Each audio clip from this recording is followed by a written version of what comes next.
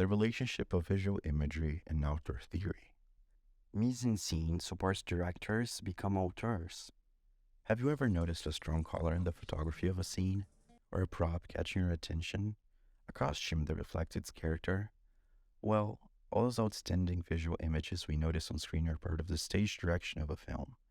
The iconography, the composition, or if you prefer a fancier word, the mise-en-scene of a motion picture helps us, viewers, understand the story while also adding depth to the subject represented.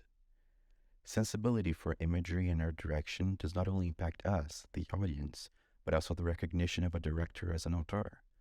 As Andrew Sarah stated in Notes on the Auteur Theory in 1962, one can make interesting conversation about the subject, the script, the acting, the color, the photography, the editing, the music, the costumes, the decor, and so forth. Thus, technical competence as criterion of value grants the director the first circle, or the first requirement into authorship.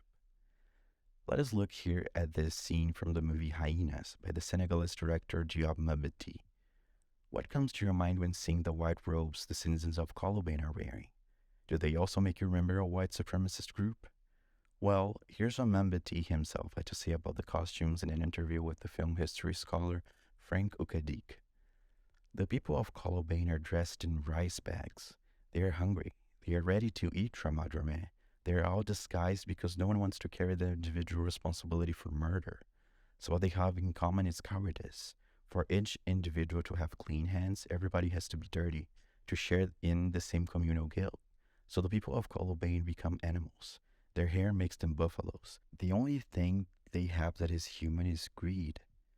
Although Mabeti himself does not specifically mention the Ku Klux Klan terrorist group reference, we can definitely link the adjectives given by Mabeti on the Colobane citizens to the racist members that also wore white robes. As you can see, it is fair to say that stage direction is the first step towards becoming an auteur.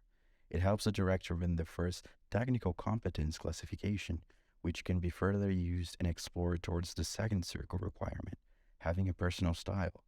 Quoting Series again, the way a film looks and moves should have some relationship to the way a director thinks and feels. The director, then, is also seen as a stylist.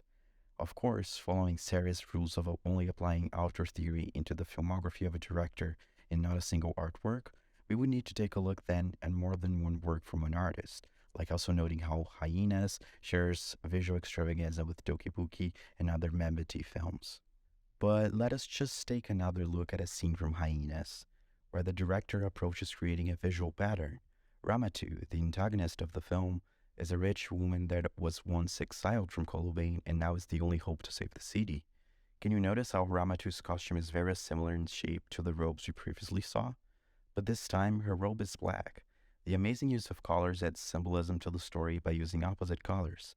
Ramatu is their target. Mabeti adds to this by saying, the people of Colobane would not have been able to enact a collective murder if they had each kept their individual clothing. If the mayor had dressed like a mayor, if the professor had dressed like a professor, then they would have felt individual responsibility. But the instance of murder required collective responsibility, and this required a mask. The mask is what makes it possible for the townspeople to recognize good and bad. That is why we made them animals, because animals commit this kind of murder.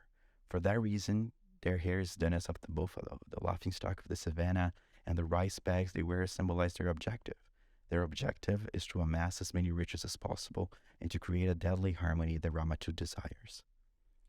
Lastly, the final circle comprising the title of an auteur is defined by having interior meaning, like as if the images and icons seen on screen reflected on the story and created a connection within the film director themselves. By shining light on his personal experience in Senegal and the repercussions of neocolonialism, we have already seen that Mabeti also embraces this requirement and is definitely considered an auteur. For creative purposes, let us check out another example then from the Brazilian film Temporada by the black director André Novaes, who makes films about the neighborhood he grew up in.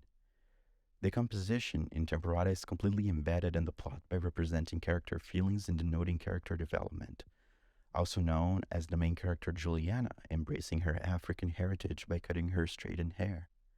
As the writer Yvonne Margulies says, the film paints a group portrait, Tactful one-to-one talks gradually trace common sentiments, whether they occur while admiring the ugliness of a construction site or sitting on a bench against a backdrop of sprawling urban vistas. These conversations shape the film into a concert of pauses, defining both its tempo and the protagonist's natural reticence.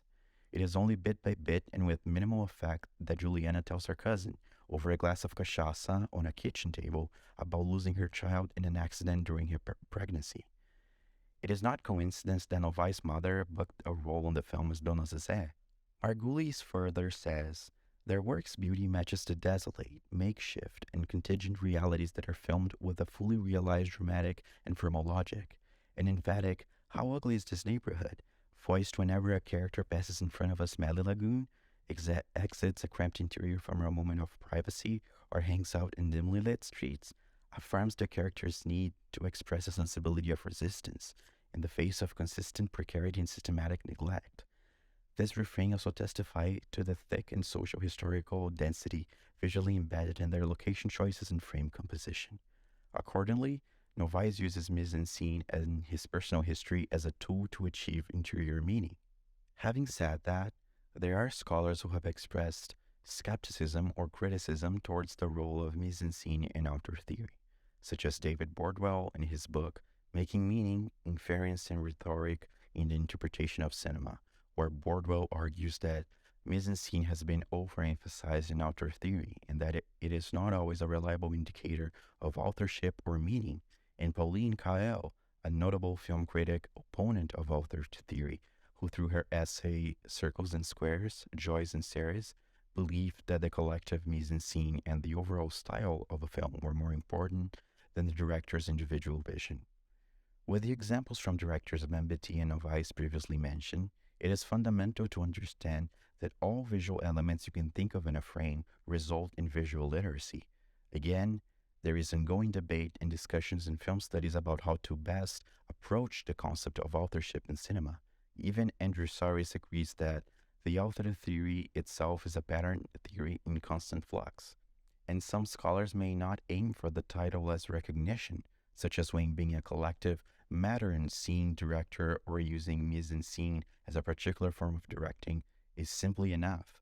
But if we embrace Saris' manifesto, even if hypothetically, the notion of mise-en-scene as visual imagery does guide a director into the three circles of an auteur.